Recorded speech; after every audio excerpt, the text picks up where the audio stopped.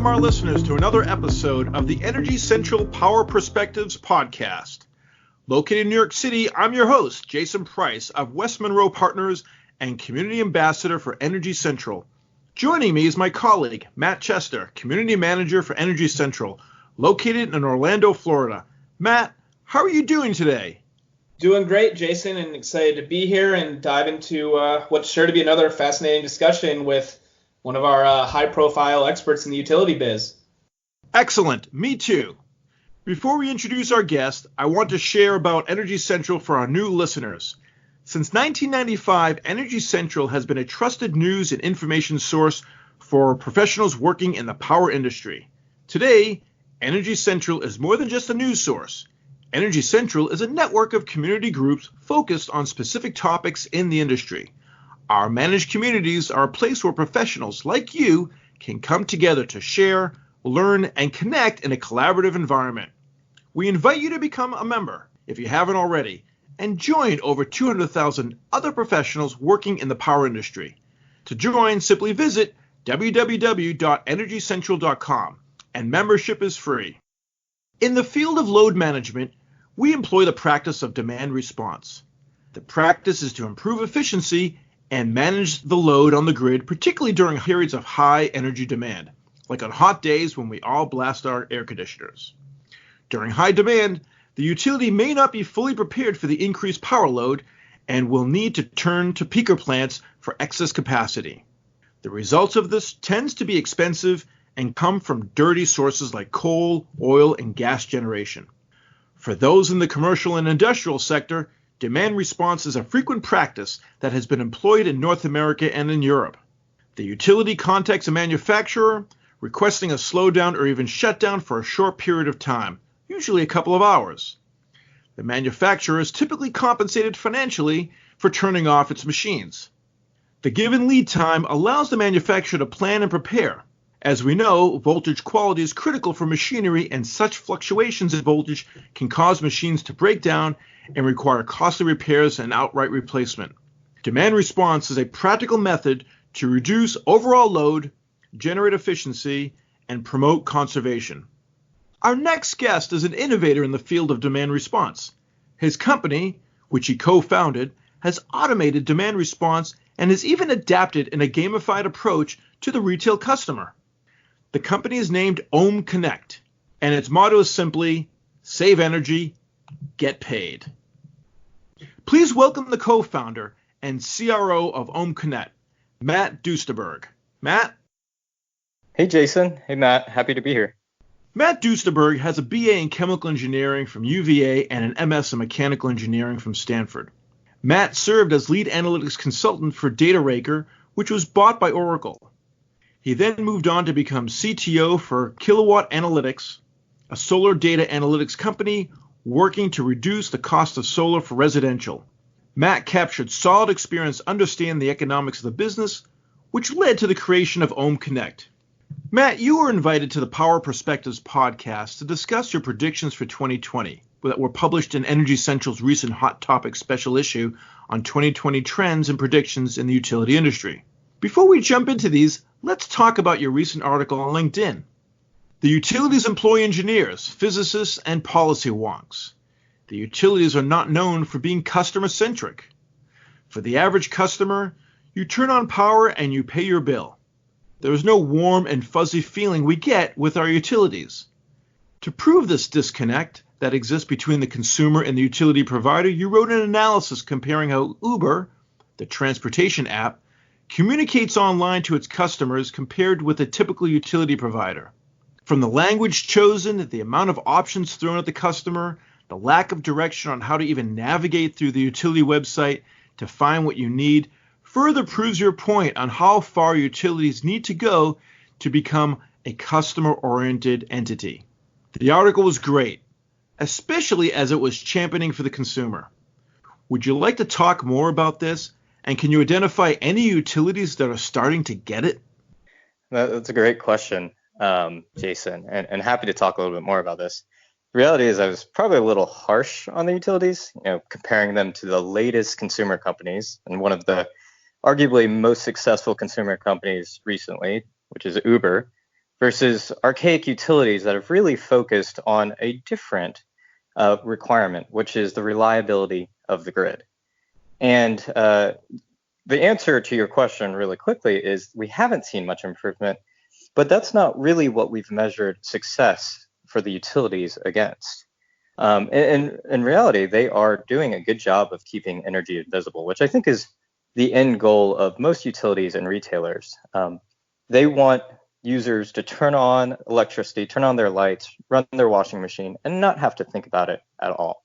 They only want the consumers to pay their bill. So it doesn't make a lot of sense for them to really engage customers to change their behavior or even think about energy when they send the bill. They just kind of want you to go to sleep. So no, they haven't really improved, but nor are they really incentivized to do so. Thank you for that. Before we get further into why you were invited here today, can you share a little bit about your story behind Ohm Connect, the mission of the company, and just basically where you are today with it? Yeah, sure. So I started my career trading electricity on the East Coast, and that was really fun and exciting. We're kind of at the cutting edge of these deregulated wholesale energy markets. And while it was really fun and lucrative, I realized that I wasn't actually making a difference to the grid. I was creating price signals to encourage people to make a difference to the grid. But at the end of the day, it was just a bunch of price signals. And I couldn't figure out how to actually solve that problem other than try and build 50 megawatt gas peaker plants. And so I moved out to the West Coast, and I actually found a couple of co-founders who were not in the energy space, but they had the conviction that it was the exact same as mine, that we needed to solve the big energy challenge with consumers. And a few years later, we started OhmConnect. It was a free service that encourages people to use electricity when the grid is stressed. And we actually pay people to do this. And it's quite simple. A user can sign up, and our main focus is in California right now. You'll receive a text message notifying when an ohm hour occurs, and that's usually about a 1 hour event when the grid is stressed. And if you reduce during that time versus what you normally would consume, you'll get paid in cash through PayPal. And how we're actually doing it is we're selling negative generation into the market in the same way that a gas power plant would sell positive generation in the market. And so at any given point, so say we have an ohm hour from 7 to 8 p.m. tomorrow, and we have all of our users reduce electricity during that hour. The market is going out and saying, okay, instead of turning on a 50 megawatt gas power plant from 7 to 8 p.m. to serve electricity to those users, we're actually going to have 50,000 customers reduce 1 kilowatt each. And we'll pay them the exact same amount that they would have paid the natural gas power plant. And the reality is that works. We end up saving a lot of money and passing that to our consumers and really providing about 20% of the energy costs by reducing only 1% of the hours. It's a clever model. How many subscribers do you currently have, and how is business? Business is fantastic. And I think the real key for us is that we're a mission-driven company, so we're able to attract top talent. I've been really blessed to surround myself with 30 people smarter than me that are more skilled in what I consider two of the most difficult things to do in energy that I think we've done really well. One is we're able to change behavior at scale. And two is we're able to represent that change of behavior as power plants to the grid. So just as a snapshot, we have 3 virtual power plants, and we've built those over the past 3 years that are really fueled by hundreds of thousands of customers. Now, it's interesting, 3 years ago, you asked me where I'd want to be in 3 years, I would have been super excited on where we are today. But I guess kind of success begets success, and I'm more just striving to really make a dent in the duck curve and really have 40 power plants in just a few years. And these are the cleanest power plants in California today. And we've got a lot of tailwinds behind us. So we just recently had a bill that was really encouraging clean power, smart power. It was passed by Senator Skinner in California. And we've got tailwinds with new devices coming in online and going to 100% clean energy in a lot of states. Matt, you mentioned that you're predominantly in California. I was wondering if you could talk to why the California market was where you guys at least started. Is it because the consumers are more open to it there? Is there something unique about the electricity market there that made it more possible? What set California apart, and is this just as applicable to other states? So that's a great question. We've focused really on California because that's our backyard and we understand that the best. But we've also seen a lot of interest from various markets. So PJM is the Mid-Atlantic Seaboard, and New York ISO is the New York State energy market.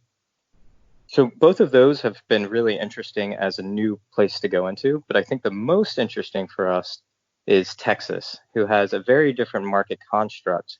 For those that are familiar with this, they don't have a capacity market, and so they allow for energy prices to get as high as $9,000 per megawatt hour. So if you're using an AC that runs to 2 kilowatts for a given hour, if the prices are that high, you could be spending anywhere between $20 to $40 just to run your AC for that 1 hour. So there's a lot of excitement in these other markets, but we've really focused on California to date because that's our home. Great. So why don't we do this? Why don't we pivot to your predictions for 2020, which included trends of decarbonization, data transparency, generation decentralization, and a focus on reliability. How about if you run through each one and we'll discuss them? Sure. Would love to talk about these predictions. Two of them you guys probably are very familiar with, which is generation decentralization and a focus on reliability. But let's start with data, because I think that's an interesting one that is often overlooked. So in 2020, we really see this as going to be the linchpin of how we move to more competitive marketplace, away from monopoly power.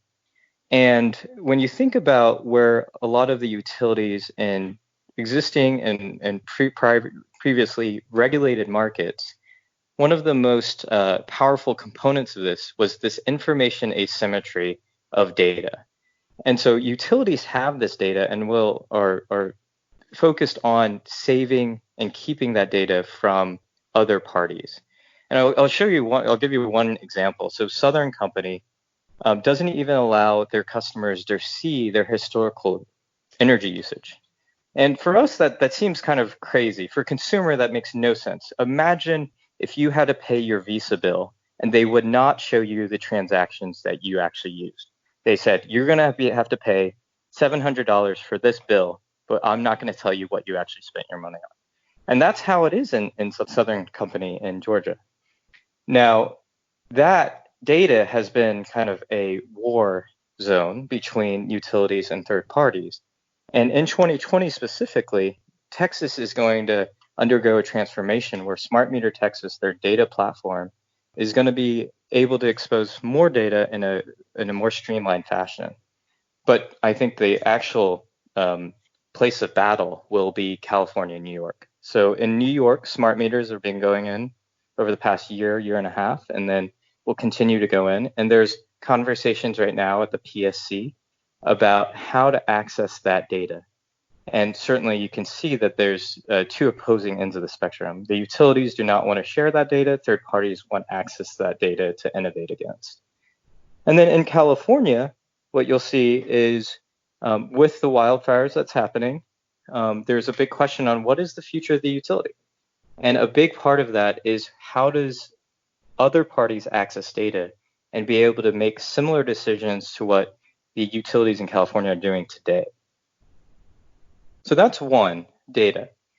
If we talk a little bit about decentralization, it kind of continues along this vein of how do you deal with some of the threats that are showing up in the grid, and then also do you deal with the opportunities of localized generation and storage of power.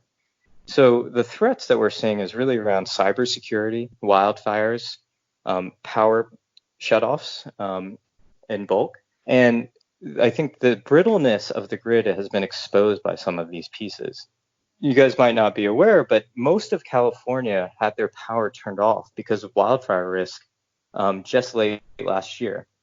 And it wasn't actually the wildfires that triggered this. It was the prevention of wildfires. And it really showed that there is a single point of failure. And that point of failure is this line could start a fire. So it's got trees nearby. And if you electrify this line, you could have a wildfire start. So we have to shut down this entire area. No one has power. And so you're living in a world without any electricity just to prevent wildfires. And that single point of failure creates some big consumer pushback. And at the exact same time, this is a big opportunity for all storage companies. Tesla, LG, Sunrun, they're coming out with product offerings that guarantee you won't be out of power, whether it's sun, rain, darkness, even a cybersecurity threat, you'll have power. And that value is moving to the top of consumers' minds, and that decentralization is going to be a key part of that. So that leads into the trend number 3, which we'll call reliability. And reliability is a big word that can be applied to a lot of different sectors within the energy sector.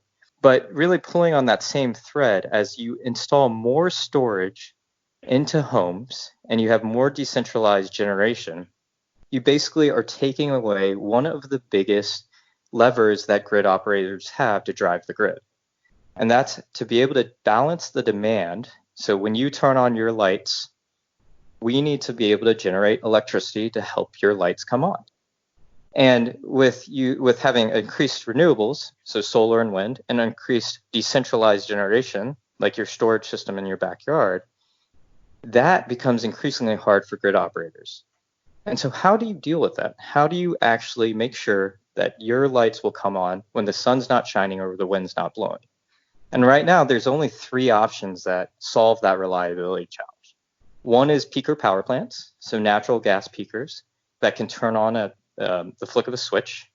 And these peaker plants look like jet engines, so they're very carbon intensive. And in places like California, they vowed not to actually install or build new peaker plants. So you really are left with 2 options. And the first option on that is storage. And storage is very expensive, but it's being deployed as quickly as possible. And whether that's utility scale storage or in your home, we're going to see more storage come in. The last piece, the last pathway to actually deal with the reliability challenge is entities like OhmConnect, who are balancing the grid by being intelligent about how you use electricity. So if the sun's not shining and power prices are going up, that's not really a good time to run your laundry. But when the sun is shining in the middle of the day and your laundry is already in your washing machine, you should just be able to have that run. If you want to pre-cool your house with AC, that's a good time to do that as well. And so balancing the grid to help provide this reliability is going to be a big piece of this 2020 year. Finally, I'll come to the last one, and this is probably the most controversial one, which is electrification of homes. It's certainly a polarizing discussion on as we talk about electrification. And I'm not sure how much you guys are familiar with the word electrification. Have you guys heard of this before? Yeah, if I were to define it, it's basically taking anything that may not be electrified and making it electrified. I think the terminology is also considered beneficial electrification. Am I correct here? Yeah, and that's very, very close to what I would define it as. And I would see it actually as a war against natural gas and oil.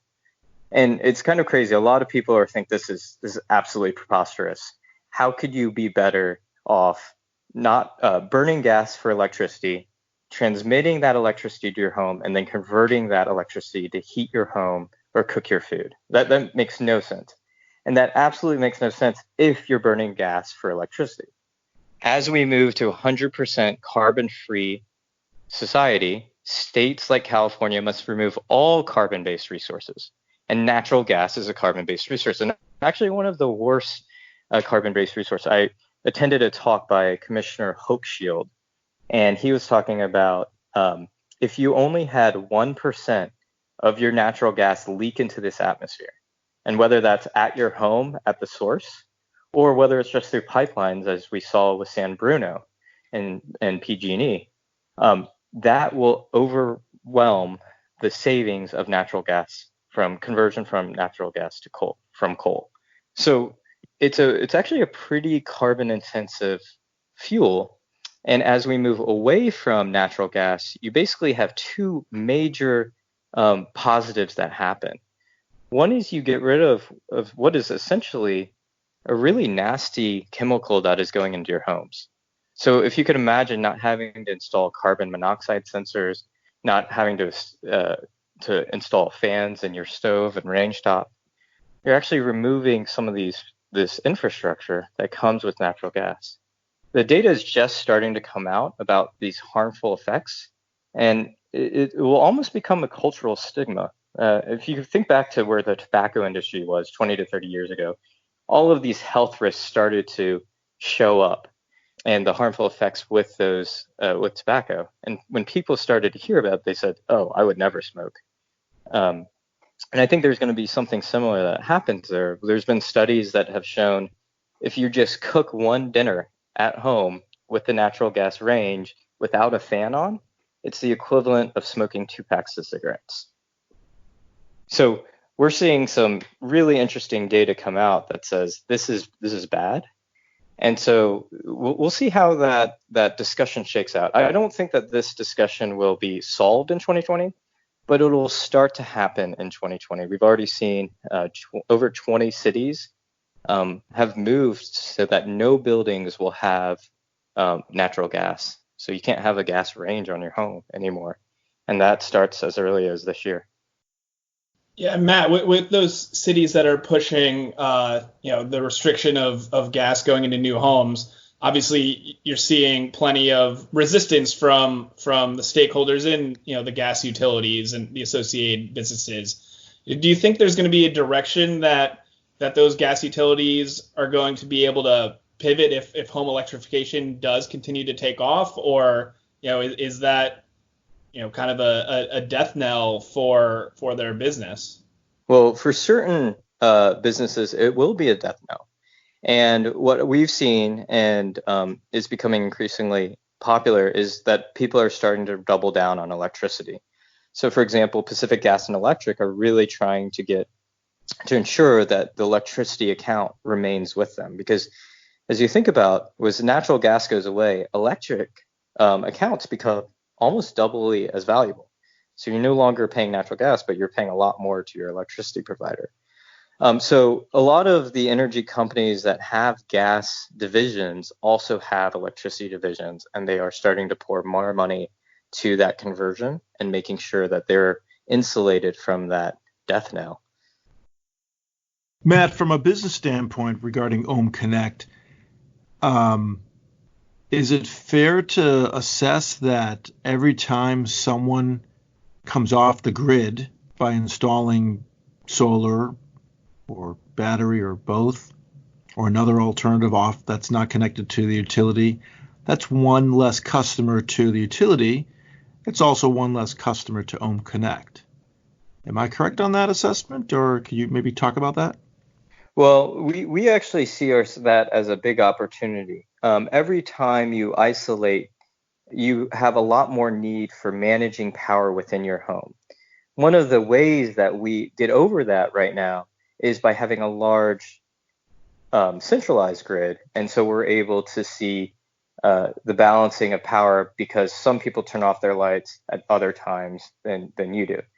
But when you've islanded yourself in, say, a microgrid, it becomes even more important to have very precise usage of power. And if you think about it, say you're islanding yourself by having a lot of solar in your home. If you wanted to use power the exact same way, you might need, say, 15 kilowatts of storage. But if you're able to actually be smarter about how you use electricity, and whether that's your washing machine and your dishwasher and your HVAC system is going to turn on when the sun is shining and your solar is creating a lot of energy, you may be able to size your storage system by a third of that. So they may only need 5 kilowatt hour storage systems as opposed to 15. So I think that's the opportunity, is there's a lot of ability to replace storage with efficient management of appliances. And that's part of what we're seeing in California and other states, is they're adopting standardized practices for all appliances. So if you have a hot water heater, for example, that hot water heater would require a certain protocol for it to be grid connected and grid responsive. Yeah.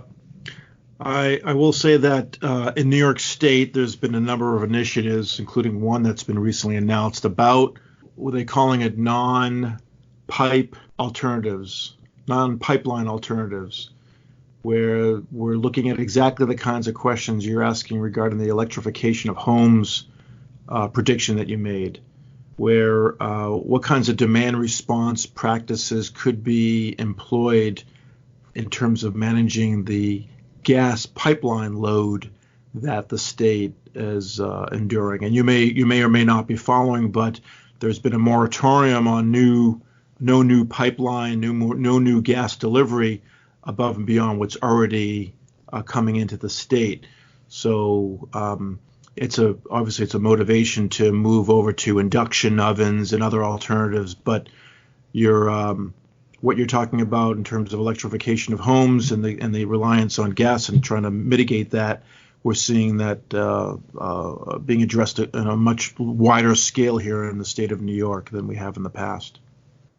And I think New York is on that forefront on being able to see what that pathway would look like. So it's cool to watch New York and then see other states start to take kind of learnings from that, whether it's good or bad, from New York's lessons that they've experienced. I'll also make a comment about your first prediction, which was about data, and I think you're absolutely right. I mean, certainly data has an inherent value, and it's something that the customer wants. I know that a lot of AMI producers, a lot of AMI manufacturers are now advancing their meters to include basically the same kind of power and calculation and data analysis that you can get out of an iPhone. So those ugly meters that we may look at on a daily basis or not even give one thought to could be potentially a very important brain of tomorrow for the house to be able to give you more information about what you're consuming and how to, in essence, manage your energy behaviors differently than you are today without that information. And that's exactly it. That data is so valuable for not only people to change their behavior, but even to be recognizing what uses electricity. We have so many users who join us and say, hey, I'm saving energy. I turned off all the lights and I'm sitting in the dark. But at the same time, they're running their AC because they don't realize their AC is using almost on the order of 100x the amount of electricity their 4 lights that they turned off use. And so that data is a direct feedback mechanism to the consumer to say, hey, this is what's important. Focus on this piece within your home. Excellent. Well, Matt Duesterberg, Matt Chester, thank you very much for this enlightening and always fun discussion. Thank you again to Matt Duesterberg, co-founder and CRO of Ohm Connect. You can always reach Matt through the Energy Central platform, where he welcomes your questions and comments. Energy Central's podcast, The Power Perspectives, would not be possible if it were not for our devoted sponsors, including West Monroe. West Monroe works with the nation's largest investor-owned utilities in their telecommunication, grid modernization, and digital and workforce transformations. From defending a rate case to preparing a business case, West Monroe utilizes a multidisciplinary team that blends utility, operations, and technology expertise, covering topics like aging infrastructure, electric vehicles, AMI, MDM, and ADMS deployment, and industry disruptors like DERs and cybersecurity. To ESRI, the Environmental System Research Institute. ESRI is an international supplier of geographic information, GIS software, WebGIS, and geodatabase management applications. To Guidehouse, formerly Navigant, a leading global provider of consulting services to the public and commercial markets with expertise in energy, sustainability, and infrastructure. To Oracle Utilities, providing best-in-class utilities management solutions to improve reliability, service, and safety for electric, water, and natural gas companies. And to CPower. At CPower, we help customers make the decisions today that guide them across the bridge to energy's future. Where will your energy take you? For more information, visit CPower. Once again, I'm your host, Jason Price. Plug in and stay fully charged in the discussion by hopping into the community at EnergyCentral.com. And see you next time at the Energy Central Power Perspective Podcast.